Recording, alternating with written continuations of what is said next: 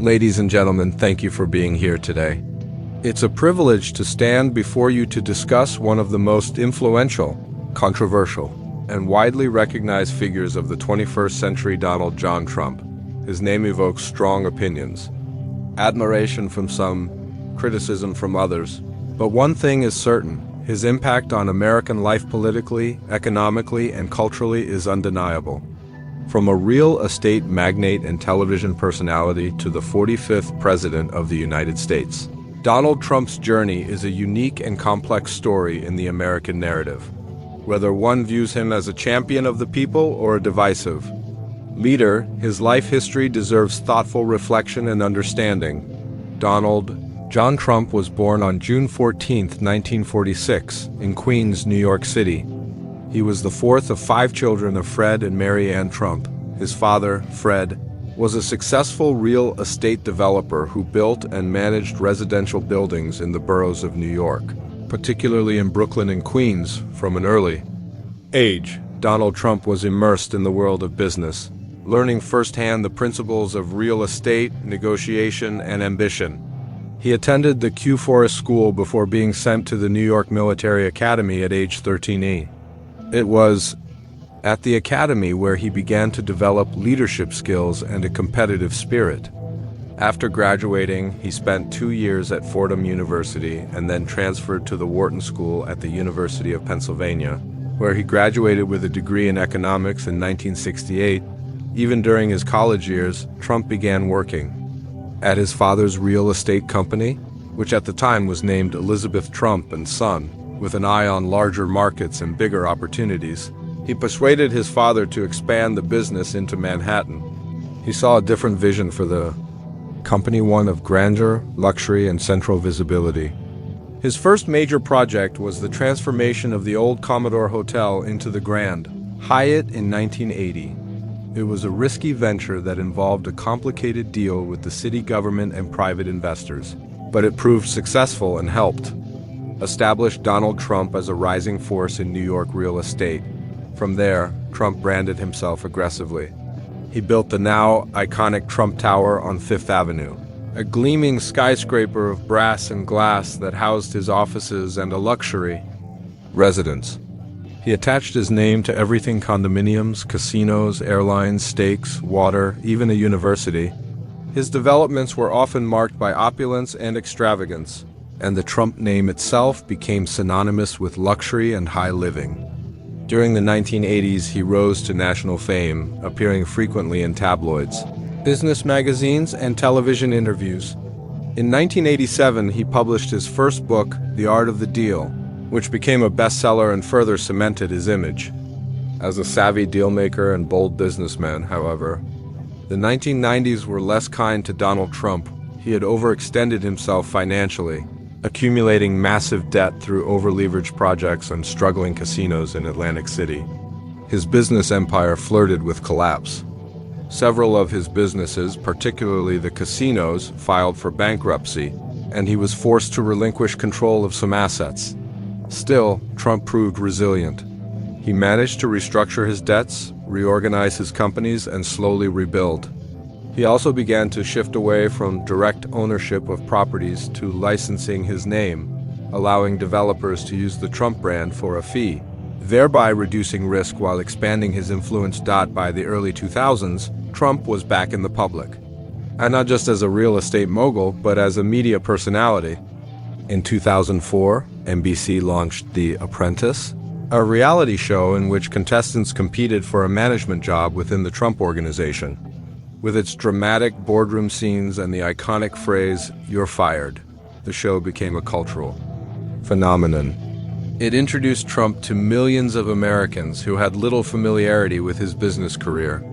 It cast him as a decisive leader, an authority figure, and a symbol of success. For over a decade, Trump used the platform to expand his celebrity profile and further polish his brand. Behind the scenes, however, he was also observing the political world and speaking out periodically on issues ranging from trade to foreign policy, although Trump had flirted with politics for years, including a brief 2000 presidential bid under the Reform Party banner. It was not until June 16, 2015, that he made his most serious political move. On that day, Donald Trump descended the golden escalator at Trump Tower and announced his candidacy for President of the United States as a Republican. The announcement speech immediately drew massive attention. He spoke bluntly about illegal immigration, trade imbalances, and the failures of the political class. While many dismissed his candidacy as a publicity stunt or a sideshow, he quickly gained traction in the polls and resonated with a segment of voters who felt ignored by traditional politicians. Trump's 2016 campaign defied nearly every political norm. He shunned political correctness, challenged party orthodoxy, and used Twitter to speak directly to the public. He insulted rivals, attacked the media, and pushed a message centered on nationalism, immigration reform, and America First. His slogan, "Make America Great Again," became a rallying cry for millions. Despite a crowded field of experienced Republican candidates, Trump won the nomination. In the general election, he faced Hillary Clinton, a former Secretary of State, Senator, and First Lady. Most polls and analysts predicted a Clinton victory, but Trump pursued a strategy focused on the Rust Belt states, promising to revive industry, renegotiate trade deals, and restore American pride.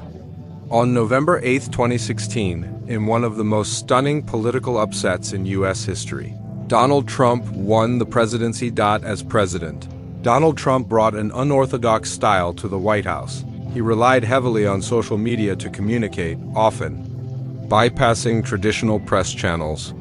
His administration focused on major conservative goals: tax reform, deregulation, and a hardline approach to immigration.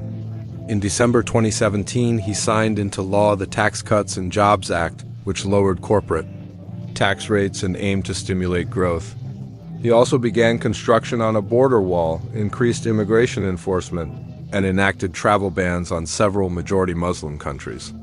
On the international stage, he renegotiated trade deals, imposed tariffs on Chinese goods, and withdrew from the Trans-Pacific Partnership, the Paris Climate Agreement, and the Iran nuclear deal.